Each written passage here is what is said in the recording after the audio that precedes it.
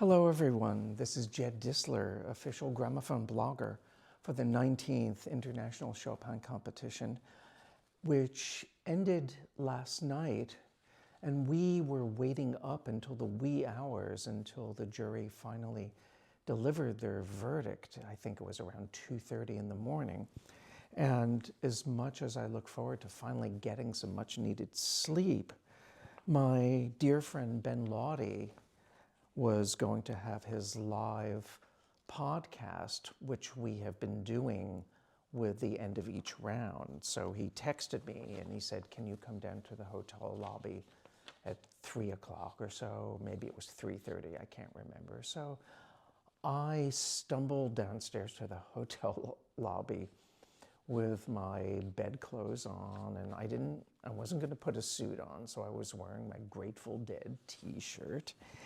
And he had some guests along with him, some colleagues who knew tons about piano, and they all were so energetic about how they were mulling over all kinds of details about piano tone in the hall and the reproduction of piano in the hall versus the live stream, and the differences between the Yamaha and the Steinway and the Kawai and the Fazioli and the Bechstein.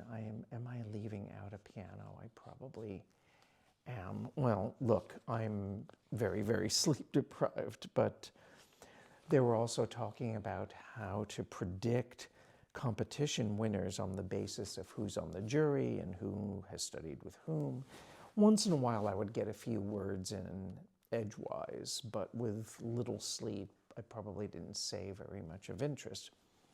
But before I reflect on the verdict, I probably should talk about the three performances that we heard last night, because I have been reporting on all of the performances, and let's keep the continuity going. First, we heard Kevin Chen, who was the second prize winner, and his Polonaise Fantasy stood out for technical sheen, which was not surprising because his pianistic equipment is of a transcendental order. I expected a little more drama and singing line than what this pianist was willing to concede. I found his interpretation of the Chopin E minor concerto, the concerto number 1, a little heavy and four-square and not with very much charm. Although I did sample the beginning of the central slow movement and the concluding rondo this morning online. I wanted to hear how it compared with the sound in the hall. And there was a little bit more lightness, I guess, to the ambience, because in the hall everything was much more resonant, but it still seemed like a kind of square interpretation to me.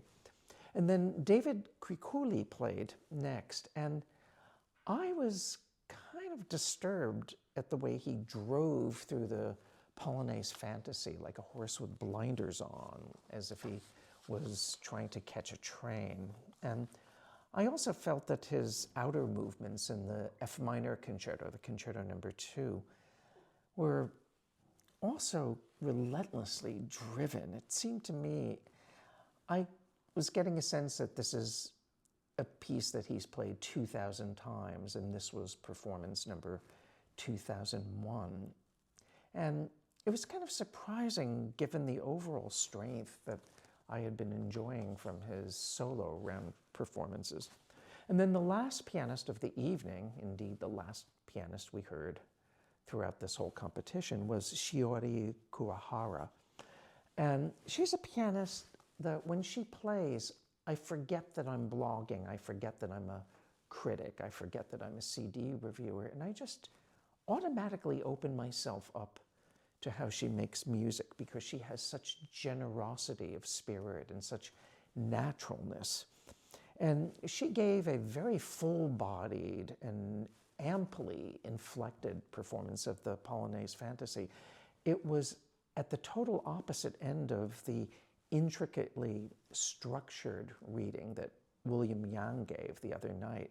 You could not imagine such polar opposite readings of the Polonaise fantasy. But I think that both interpretations are valid and plausible. I mean, when it comes to interpretations of great music, there's no zero-sum game. And to be simplistic about it, let's say that William Yang engaged my brain first and then the emotion followed. But Shiori Kurihara captured my heart, and then later on I started to think about details. But you get what I mean. It's being simplistic, but you understand, I'm sure. Now, Shiori's E minor concerto just sang its heart out in every bar. No quirks, no mannerisms, no micromanaging, no artifice whatsoever. Just this young pianist with an old soul and a generous, generous sound. Now, I have to say that her performance did not quite match Tianyao Liu's litheness and youthful, bubbly spirit, but it really didn't matter because it was a lovely performance.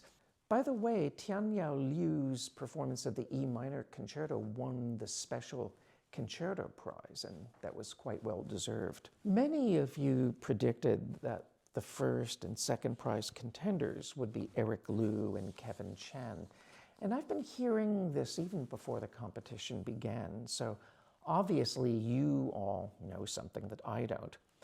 I had been kind of hedging my bets only because I wanted to see how the semifinal and the final rounds would play out given such a pool of talent, because all kinds of unexpected elements crop up that you have to pay attention to. Now, as I've been saying since day one, Eric Liu is a pianist who knows exactly what he wants and how to get it. I may not sympathize with all of his aesthetic choices. Sometimes I feel that he's superimposing a concept on a piece from without, rather than deriving the concept from what's stated or what's implied in the score. I guess it depends on the repertoire, really, because I'll give you an example. I have rarely heard such a gorgeously thought out and intelligently shaped performance of the theme and variations in D minor by Brahms than the one that Eric Liu played in a concert back in Leipzig in July of 2022. And that same concert also featured a really spellbinding performance of Schumann's Walzen, and it was so full of character and atmosphere. But on the same concert, he played a Mozart encore that was so rounded off and contrived and perfumed and just overly sweet.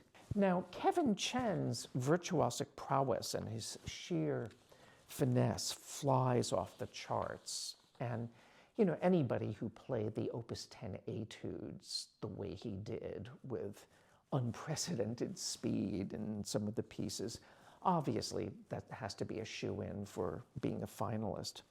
And I thought he would be a finalist from the get-go, although I was not sure exactly where he would place. But Zitong Wang winning third place did surprise me. Tianyao Liu and Shiori Kurihara shared the fourth prize, and Piotr Alexievich and Vincent Ong shared fifth prize. Had it been up to me, maybe I would have put Shiori up there in third place, maybe to share it. But I'm still glad to see 4 contestants spread out between the fourth and fifth prizes, because although these 4 pianists had their ups and downs throughout the competition, their ups were truly up, and I hope I made that clear throughout my blogs and my reports. And although I think that William Yang deserved much better than 6th place, at least the jury noticed that there is something to this unusual pianist who, like I've said time and again, plays differently from anyone else who participated in this competition. And I know he's not everyone's cup of tea, I do concede that. And certainly as a performer with a capital P, he doesn't project comparable charisma when measured alongside the 2 top winners. You know, he doesn't come to you. You have to adjust to him. But I am happy that William Yang's talent is being acknowledged and recognized by the jury. However, I am really baffled as to why David Krikuli didn't even place. Now, whatever reservations I had about his final round performance, I would have thought that the strength and the concentration and the sheer authority that he brought to the majority of works that he played in his solo rounds would have placed him among the winners. In fact, I thought he would have been a plausible second or third place winner, but obviously the jury did not see it that way. I would be curious to learn how each jury member voted. I believe the results are going to be made public. And I would be even more curious as to why the candidate who gave the most consistently satisfying solo round performances in stages 1, 2, and 3, to my mind, did not make the finals. And I'm talking about the pianist Jack Gao. We can debate the virtues and the limitations and strengths and weaknesses of all of these pianists until the cows come home. But more importantly, for piano mavens and Chopin lovers and scholars of performance practice and competition aficionados, we have the recorded evidence. We have the Chopin Institute's high-quality live stream recordings that we can return to study and to enjoy and to compare and to evaluate, and not to mention the treasure trove of archival recordings from earlier competitions. So what impact will all of these performances make over time? How are they going to hold up? How will future generations look at these performances and judge them in terms of what the Chopin style is going to be in the future? Only time will tell, I guess. And speaking of time, the competition may be over, but the festivities are just getting started. And I've enjoyed sharing these Chopin reports with all of you over the past 12 days. And if you would like them to continue, please let me know, and please let the good folks at the Chopin Institute know. So watch this space for possible future developments. And I do invite you to check out my podcast, The Piano Maven with Jed Distler, which I call a friendly podcast guide to piano recordings. New episodes drop twice a week, every Monday and Thursday, and you can find the Piano Maven on all major podcast platforms. And my weekly radio show, Between the Keys, can be heard all over the world via live stream by visiting www.fm.org. That's www.fm.org. And Between the Keys airs on Fridays at 3 p.m. and Saturdays at 6 p.m. That's New York East Coast time. And the episodes are also available as webcasts whenever you want to listen. And right now, we are in the middle of a 7-part mini-series covering all of the Chopin mazurkas, meaning the 51 standard mazurkas. And I'm featuring 2 performances for each mazurka, with 2 different pianists in each mazurka, and without repeating one pianist. So at the end of this mini-series, we will have heard at least 102 performances with at least 102 pianists. It's a totally insane project. And we have the 5th of our 7 episodes airing this Friday, October 24th, and Saturday, October 25th. And the performances range from back to 1902 until today. This is Jed Distler for the Chopin Report, live from Warsaw, the home of the 19th International Chopin Competition. And I look forward to being with you again very soon. So until we reconvene, please keep in touch, stay well, and be kind to one another.